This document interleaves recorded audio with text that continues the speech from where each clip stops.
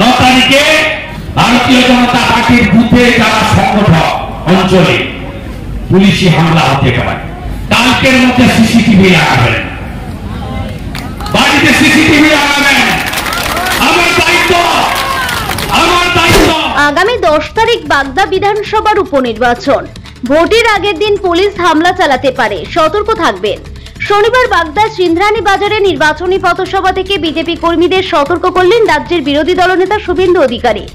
এদিন তিনি বলেন, ভোটের আগের দিন পুলিশ হামলা চালাতে পারে, বাড়িতে সিসিটিভি ক্যামেরা লাগান, সিভিক ভলেন্টিয়ার বাড়িতে গেলে ঝাঁটা জুতো দেখাবেন। পাশাপাশি রাজ্য সরকারের হকার উচ্ছেদ কর্মসূচি নিয়েও বিরোধী দলনেতা তোপ দাগেন।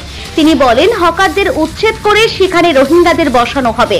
সভা থেকে শুভেন্দু দলীয় প্রার্থী বিনয় কুমার বিশ্বাসকে জেতানোর আহ্বান করেন।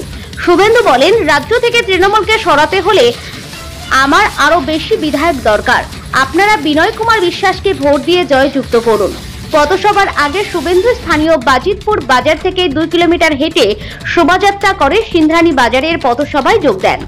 এদিনের সভায় ছিলেন বনগাঁ সাংসদ তথা কেন্দ্রীয় মন্ত্রী শান্তনু ঠাকুর সহ অন্যান্য নেতৃত্ব।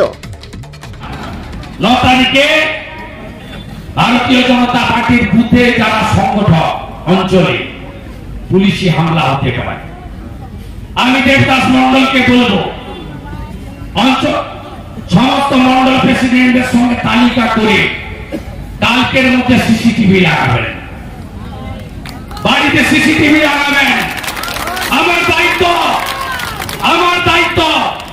থানায় যদি ডাকে যাবেন না কেউ, সিভিক ভলেন্টিয়ার গেলে ভাগিয়ে দেবেন। মারা ঝাঁটা দেখাবেন, শাক বাজাবেন, ছেলেরা জুতো দেখাবেন। তারা করবেন। সেকশন 41 নোটিশ ছাড়া থানায় যাওয়ার কোন সিন নাই। গতকাল মমতা ব্যানার্জি পার্থ ভৌমিককে আর রাজীব ব্যানার্জিকে ডেকেছিল নবান্নতে। শুনে রাখো, ওদের তো ঘরে আমার লোক আছে। রাজীব দেখছে রানাঘাট দক্ষিণ, পার্থ দেখছে এটা। ওদের সামনে দিনেশকে ফোন করেছে এসপি, ওকেও করেছে রানাঘাটকে। বলেছে, আমি কোন কথা শুনবো না, আমার রানাঘাট দক্ষিণ রায়গঞ্জ বাগদা চাই। 9-6 রিডিং ছাপ্পা, যা খুশি করতে হবে। আটকাবেন তো? জয় হরি বল, রক্ত দিয়ে আটকাবেন। লড়াই হবে। শান্তনু এখানে থাকবে আর আমি কল্যাণীতে ডলফিন হোটেলে থাকবো। যদি লুট করে থানা ঘেরাও হবে সন্ধ্যা 6টার পরে।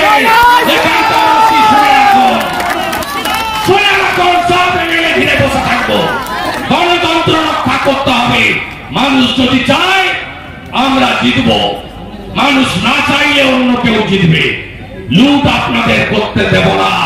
ভারতবর্ষের সংবিধান বাবা সাহেব আম্বেদকর দিয়ে গেছে। রাষ্ট্রপতিরও একটি ভোট, আপনারও একটি ভোট। মূল্যবান ভোটের অধিকার কেড়ে নেব না।